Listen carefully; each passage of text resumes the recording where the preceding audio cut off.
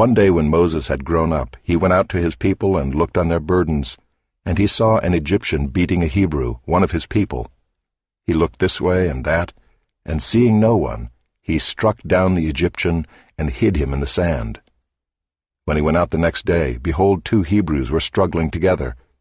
And he said to the man in the wrong, "Why do you strike your companion?" He answered, "Who made you a prince and a judge over us? Do you mean to kill me as you killed the Egyptian?" Then Moses was afraid and thought, "Surely the thing is known." When Pharaoh heard of it, he sought to kill Moses. But Moses fled from Pharaoh and stayed in the land of Midian, and he sat down by a well. Now the priest of Midian had 7 daughters, and they came and drew water and filled the troughs to water their father's flock.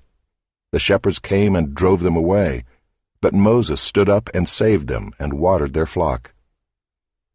When they came home to their father Reuel, he said, "How is it that you have come home so soon today?" They said, "An Egyptian delivered us out of the hand of the shepherds, and even drew water for us, and watered the flock." He said to his daughters, "Then where is he? Why have you left the man? Call him that he may eat bread." And Moses was content to dwell with the man, and he gave Moses his daughter Zipporah. She gave birth to a son, and he called his name Gershom, for he said, "I have been a sojourner in a foreign land." During those many days the king of Egypt died, and the people of Israel groaned because of their slavery and cried out for help. Their cry for rescue from slavery came up to God. And God heard their groaning, and God remembered his covenant with Abraham, with Isaac, and with Jacob. God saw the people of Israel, and God knew. Chapter 3. Now Moses was keeping the flock of his father-in-law Jethro, the priest of Midian, and he led his flock to the west side of the wilderness, and came to Horeb, the mountain of God. And the angel of the Lord appeared to him in a flame of fire out of the midst of a bush. He looked, and behold, the bush was burning, yet it was not consumed. And Moses said, "I will turn aside to see this great sight, why the bush is not burned." When the Lord saw that he turned aside to see, God called to him out of the bush, "Moses, Moses." And he said, "Here I am." Then he said, "Do not come near. Take your sandals off your feet, for the place on which you are standing is holy ground." And he said, "I am the God of your father, the God of Abraham, the God of Isaac, and the God of Jacob." And Moses hid his face, for he was afraid to look at God. Then the Lord said, "I have surely seen the affliction of my people who are in Egypt, and have heard their cry because of their taskmasters. I know their sufferings, and I have come down to deliver them out of the hand of the Egyptians, and to bring them up out of that land to a good and broad land, a land flowing with milk and honey, to the place of the Canaanites, the Hittites, the Amorites, the Perizzites, the Hivites, and the Jebusites. And now, behold, the cry of the people of Israel has come to me, and I have also seen the oppression with which the Egyptians oppress them.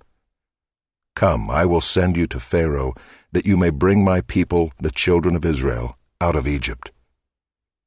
But Moses said to God, "Who am I that I should go to Pharaoh and bring the children of Israel out of Egypt?"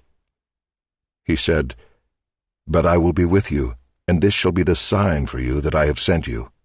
When you have brought the people out of Egypt, you shall serve God on this mountain."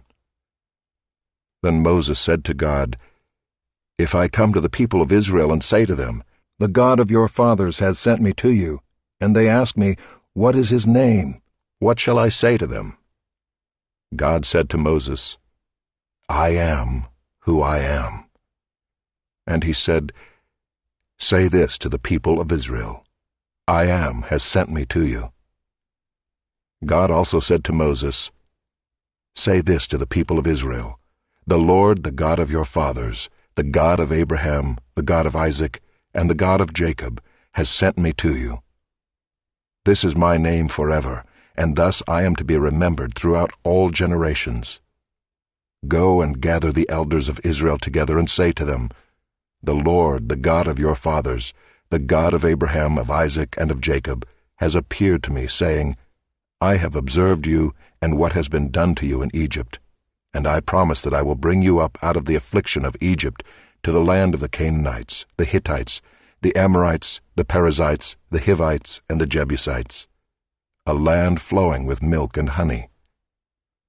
And they will listen to your voice, and you and the elders of Israel shall go to the king of Egypt and say to him, The Lord, the God of the Hebrews, has met with us, and now please let us go a 3 days' journey into the wilderness, that we may sacrifice to the Lord our God. But I know that the king of Egypt will not let you go unless compelled by a mighty hand. So I will stretch out my hand and strike Egypt with all the wonders that I will do in it. After that, he will let you go. And I will give this people favor in the sight of the Egyptians, and when you go, you shall not go empty, but each woman shall ask of her neighbor, and any woman who lives in her house, for silver and gold jewelry, and for clothing.